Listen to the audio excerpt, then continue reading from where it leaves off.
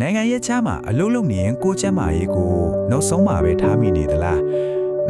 ဒီနေ့တော့လေအလုံးနဲ့ချမ်းမာရေးကိုဘလို့ဟန်ချက်နေရင်ထိုင်ရမလဲဆိုပြီးရုန်းကန်နေရတဲ့သူတွေအတွက်တကယ်ကိုအရေးကြီးတဲ့အကြောင်းအရာလေးတစ်ခုပြောပြချင်ပါတယ်ဒီစကားကြားလိုက်တာနဲ့ရင်းထဲမှာတစ်ခုခုထိသွားတယ်မလားဟုတ်ပါတယ်ဒါကလူတော်များများရဲ့လက်တွေ့ဘဝပါဒီလိုခက်ခဲချက်တဲ့ဘဝရဲ့အရှိတရားကိုအတိမတ်ပြတာနဲ့ပဲကျွန်တော်တို့စလိုက်ကြရအောင်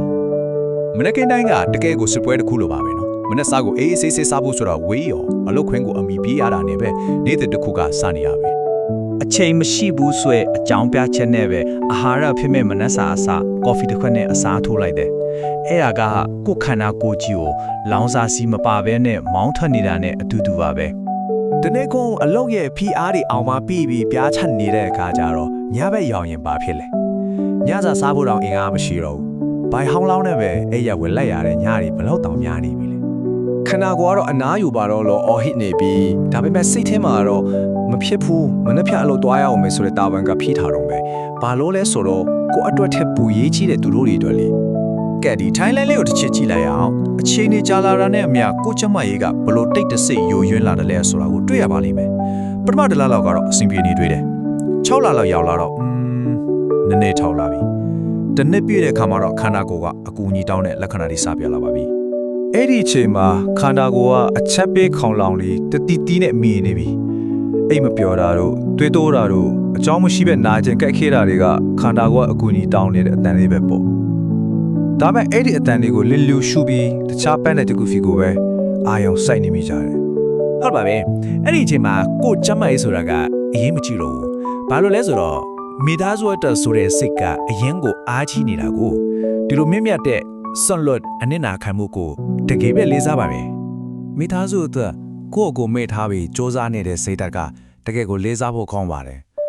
အဲ့ဒီစေတနာကလည်းဘာနဲ့မှနိုင်လို့မရတဲ့အလားပါဆုံးရာတစ်ခုပါဒါပေမဲ့ခဏလေးပဲစဉ်းစားကြည့်အောင်အခုလိုကိုအချမ်းမာရေးကိုပေးဆက်ရင်းနဲ့တနေ့မှအလုံးမလုံးနိုင်တော့တဲ့အခါကိုချစ်တဲ့မိသားစုကိုမထောက်ပံ့နိုင်တော့တဲ့အခါအဲ့ဒီခါကျရင်ဘလို့ဆက်ဖက်မလဲဒါကြောင့်မို့လို့လေမိသားစုကိုရေရှည်ထောက်ပံ့နိုင်မှုအတွက်အခိုင်အမာဆုံးထောချက်ကဘာဖြစ်မလဲအဖြေကရှင်းရှင်းလေးကျမ်းမာရေးပါပဲကျမ်းမာရေးဆိုတဲ့ပထမဆုံးကွင်းဆက်ခိုင်မာမာသာအလုံးငွေချင်းနဲ့မိသားစုဆိုတဲ့နောက်ကွင်းဆက်တွေကအလုံးလိုလိုက်လာမှာပါကျမ်းမာရေးဆိုတာကအိမ်တလုံးရဲ့အုတ်မြင့်နဲ့တူပါတယ်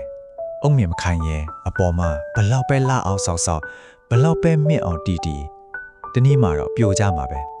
ဒါကြောင့်အရာအလုံးရဲ့အစအခိုင်အမာဆုံးအခြေခံကကျမ်းမာရေးပါကဲဒီအဖို့ဒါနဲ့အခြေခံအုံးမြင့်ကိုကာကွယ်ဖို့အတွက်ကြီးကြီးမားမားအချင်းချင်းငွေတွေယင်းနှိမ့်မနှံစရာမလိုပါဘူးကျွန်တော်တို့ရဲ့နေ့စဉ်ဘဝတွေကတိတ်ငယ်ပြီးရိုးရှင်းတဲ့ပြောင်းလဲလေးတွေနဲ့ပဲစလိုက်ကြရအောင်ပထမဆုံးခြေလမ်းကတော့တနည်းကို15မိနစ်ပဲအချိန်ပြေးပြီးလမ်းလျှောက်ကြည့်ရပါ